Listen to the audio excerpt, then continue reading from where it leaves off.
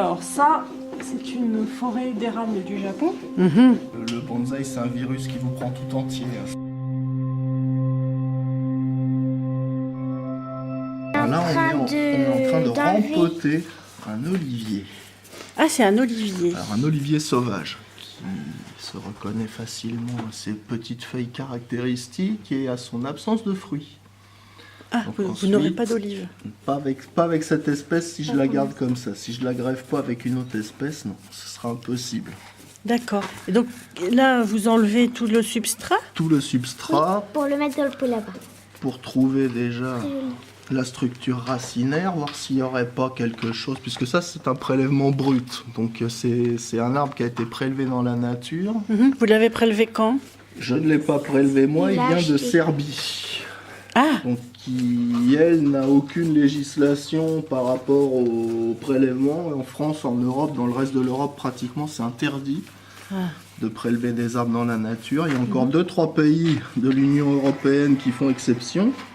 La Croatie, la Serbie, tous les pays d'Europe de l'Est, souvent, dégagent tous les grains libres. Hein, moins il en restera, mieux ce sera. donc ça c'est quelqu'un qui vous l'a ramené, c'est ça?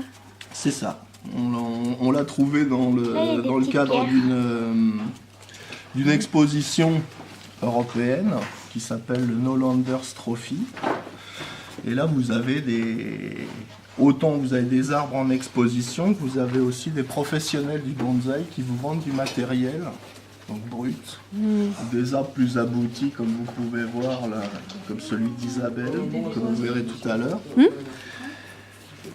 Qui sont déjà plus des arbres de culture et déjà beaucoup plus amenés à faire du bonsaï. Ça, c'est vraiment un prélèvement brut. Bon, il y a déjà un premier travail de ligature, comme vous pouvez voir là. Ah, vous avez déjà travaillé dessus?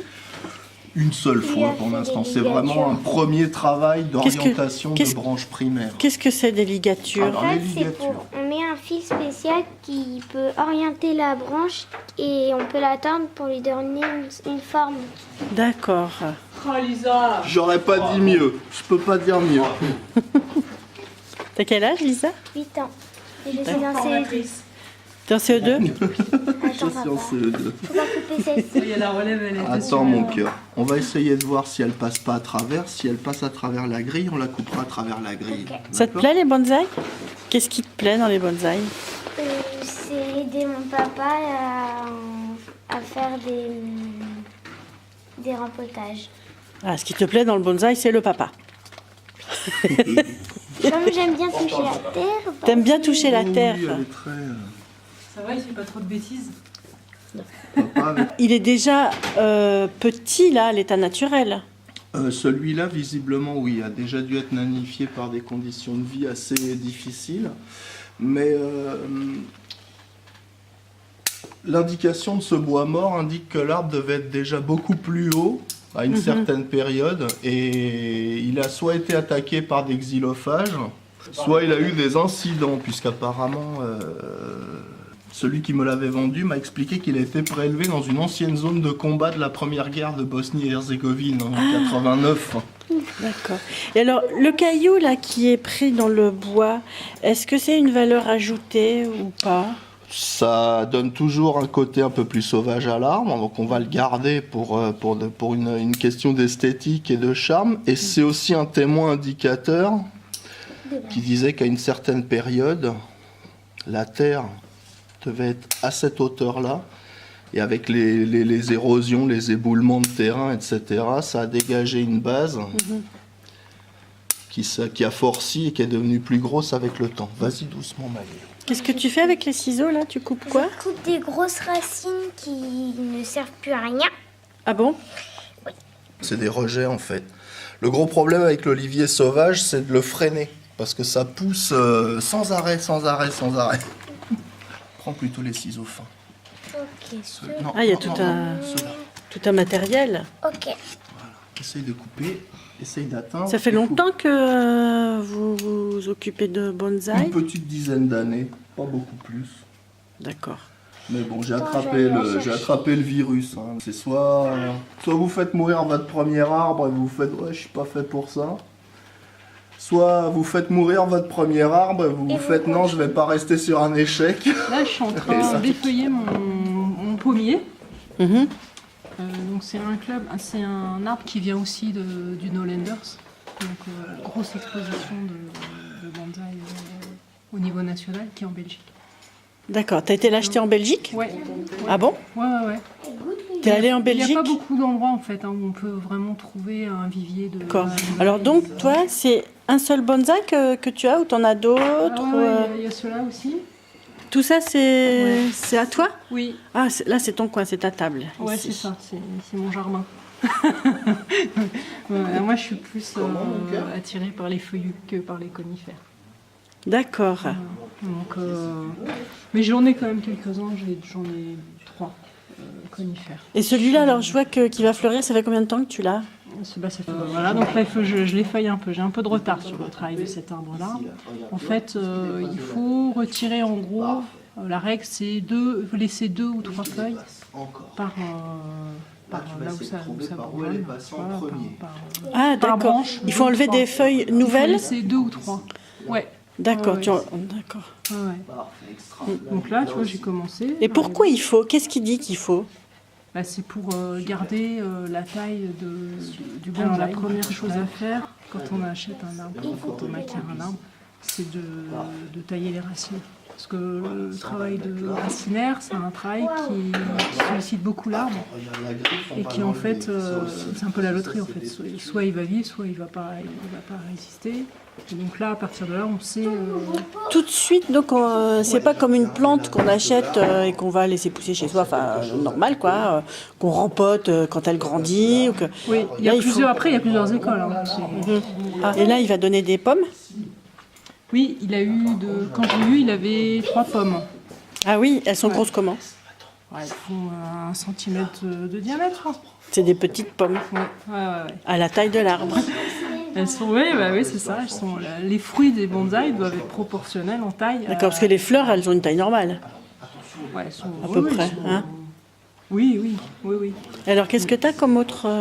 Alors, j'ai un autre pommier. comme autre... Donc ça, c'est un autre pommier que j'ai acquis par un ancien membre du club qui a dû arrêter qui a dû se séparer de certains arbres faute de place. Voilà, qui quittait sa maison pour entrer en appartement. D'accord, donc ça fait combien de temps que tu l'as celui-là? Celui-ci, ça doit faire 1 an à peu près. Ça, c'est un cerisier de Chine. Ouais. Pareil que j'ai eu en Belgique, dans l'Enders. Mhm. Il y a combien de temps? En janvier. Donc ça fait 4-5 mois. D'accord. Combien ça coûte un arbre comme ça? Une vingtaine d'euros, je dirais. Ça dépend après. Et le pommier, tu l'as acheté combien? Ça dépend de la taille, ça dépend de l'âge, ça dépend du travail qui a été fourni que j'ai eu à Saulieu l'année dernière. Et en fait, cette forêt, au départ, elle était dans un pot. Donc elle était, je pourrais te montrer des photos. Elle était vraiment assemblée comme une forêt avec les codes du bonsaï.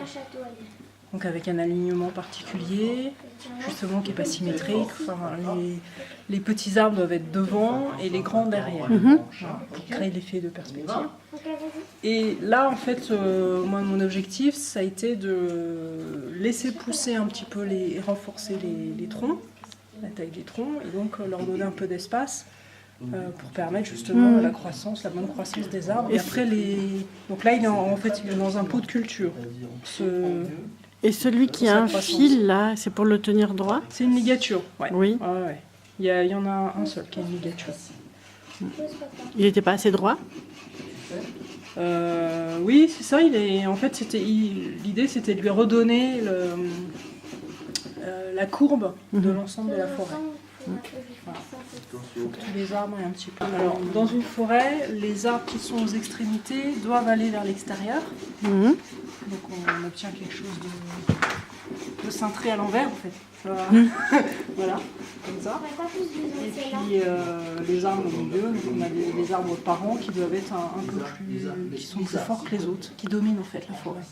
Et là on n'a pas du tout les règles de la forêt qui sont respectées, ils sont plantés. Après, tu pourras les repiquer, les replanter, aménager selon... Après, je vais les rempoter, je vais les laisser 1 an, 1 ou 2 ans, je vais voir comment ils se comportent. Et puis les rempoter dans un pot vraiment à bonsaï, que j'ai déjà d'ailleurs. Et là, ils auront vraiment leur position qui respecte les codes d'architecture d'une forêt en bonsaï. Le gros, c'est un mélèze. Celui-ci vient aussi de Belgique. Il ne faut pas qu'il bouge. Il faut mettre un point d'honneur qui bouge le moins possible. Attends. Donc celui-ci, en fait, j'ai fait un petit travail dessus lors de notre dernière réunion cette semaine avec Thierry. Donc on a taillé pas mal de branches parce que là on voit que c'est quand même un arbre qui est très nourri au niveau de la ramification. Et donc il y a besoin de le tailler encore. Je vais supprimer, j'ai fait une sélection de bourgeons aussi. Voilà. Et puis faire un petit peu de travail de ligature pour combler les espaces vides. En fait, j'ai découvert le bonsaï à l'exposition il y a 2 ans. Parce que l'expo a lieu tous les 2 ans. Et donc ça t'apporte quoi? Alors, moi je suis une passionnée des arbres. Et mon problème, c'est que j'ai un petit jardin. Donc c'est vrai que ça m'a permis d'avoir plein d'arbres en m'intéressant au bonsaï. En fait, quand je suis venue à l'exposition, je ne connaissais pas du tout le monde du bonsaï. Pour moi, le bonsaï, c'était les ficus, le buis, les poivriers. Voilà, c'était vraiment des espèces limitées. Quand on est bonsaïka, la famille, elle s'accroît vite. Ça va très vite. Bonsaïka. Bonsaïka, comme judoka. Et karatéka. Moi j'ai Voilà, petit arrosage. une activité un peu particulière, c'est que moi j'achète pas de bonsaï. Ouais. J'achète que des arbres en détresse. Et ça, c'en est un. Ça, c'est un cognacier du Japon. Oui, oui. Qui a un gros défaut, c'est qu'il a un tronc absolument abominable. Et donc là, j'ai fait un marcotage de manière à ce que Lui refaire des racines. il fasse des racines là et que je supprime toute cette partie qui est ignoble en dessous. Dans le Val-de-Marne, il n'y a absolument aucun club de bonsaï. Ah oui, d'accord. Donc, Ah oui, donc il faut venir de Sucy. Oui, Ouais. bon, c'est pas un problème. Je l'ai acheté dans une jardinerie à Amboise. Ah, il y a combien de temps? Oh, il y a 4-5 ans. J'ai attendu, j'ai déjà regardé un petit peu ce qu'il allait devenir. Je connaissais pas la pousse de ça, donc je dirais, j'ai attendu. Il y a 2 ans, je l'ai rempoté là-dedans, et donc j'ai laissé s'installer. Et puis maintenant, je vais lui faire une opération chirurgicale. D'accord. Puis après, il faudra le mettre en forme, sachant que c'est un arbre qui est difficile à mettre en forme, puisqu'il ne peut pas se ligaturer, les branches sont trop dures. Ce spécimen-là, Ouais, spécialement. le cognacier du Japon, on peut pas. Donc après, faut travailler les branches. Mais Ah oui. ça sera un autre travail. Déjà, il faut leur donner une forme vraie normale. Le cognacier du Japon ne se ligature pas. Non, on peut ligaturer, mais c'est pas. Les écorces sont très fragiles et les branches sont très rigides. Donc D'accord. il faut jouer sur la taille après. Et donc ça, c'est le fil pour ligaturer. Ça, c'est les fils pour ligaturer, donc il y a à peu près toutes les tailles possibles et imaginables. Et donc, vous n'avez pas amené que celui-là, alors je vois que vous en avez... Alors moi j'en ai amené que ceux-là parce que j'en ai 110 alors. Mais c'est pareil, c'est des d'accord. sauvetages. Ça c'est un Berberis que j'ai acheté aussi dans une jardinerie. J'ai dû payer ça je crois 2,50 € il y a 4 ans. Qui je dirais a un joli débarré. Et une forme qui déjà dès l'origine était intéressante. J'ai découvert au fur et à mesure de sa pousse une autre caractéristique, c'est un Burberry à petites feuilles, ce qui est assez rare. Et quand les feuilles sortent, elles sont presque roses. Et ça, c'est aussi un sauvetage, vous voyez, c'est un Ligistrum. Alors celui-là, il a une autre histoire. C'est un Ligistrum qui venait d'une pépinière en Indonésie, qu'on j'ai acheté, et qui n'a pas réussi à s'acclimater comme il fallait. Donc les 2 branches qui existaient, qui étaient là, en fait, sont mortes. Et j'ai eu le plaisir de voir qu'il y avait une pousse qui repartait, qui s'est accrochée dans la branche ici, dans la branche là. Et donc je le fais pousser avec ça. Maintenant il est acclimaté, il n'y a plus de problème, il passe l'hiver dehors. Je prends d'abord les conifères pour qu'ils n'aient pas trop d'eau l'hiver.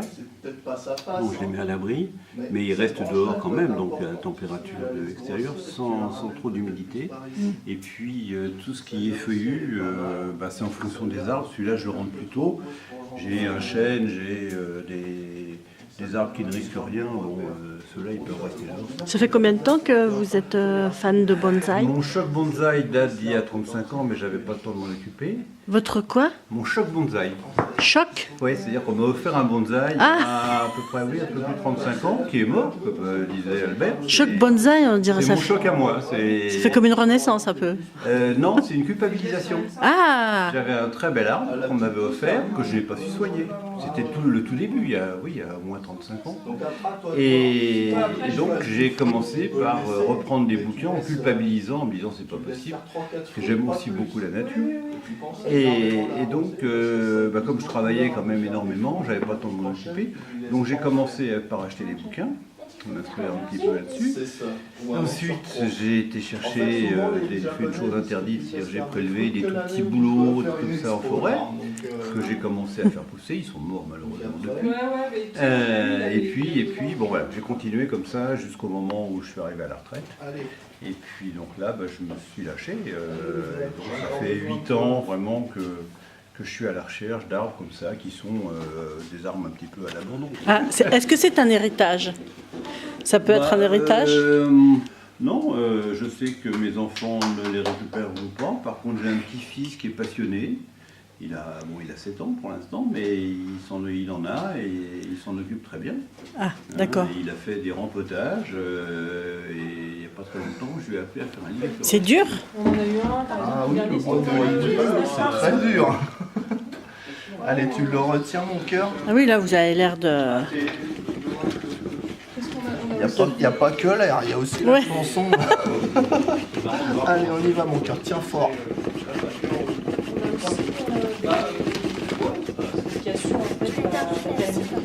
Hein? Ouais. C'est pas grave, ça. C'est parce que c'est des citrés souples. On y arrive. On y arrive. Attends, je crois qu'il est hyper concentré là. C'est dur l'olivier. Ça doit être très dur, bah oui. Dur du monde. Et donc là, c'est nécessaire d'enlever cette partie-là? Oui, puisqu'en fait, bien que là, j'ai choisi un pot dont la profondeur est plus adaptée à cette souche, la souche, on va la rogner au fur et à mesure des rempotages à venir. Puisque même si l'olivier a besoin d'un pot assez profond, même dans son pot définitif, il faut qu'on puisse penser au rempotage à venir de l'arbre. Donc là, on est en train d'enlever une grosse partie de bois qui est aux 3/4 mort. Moi, j'ai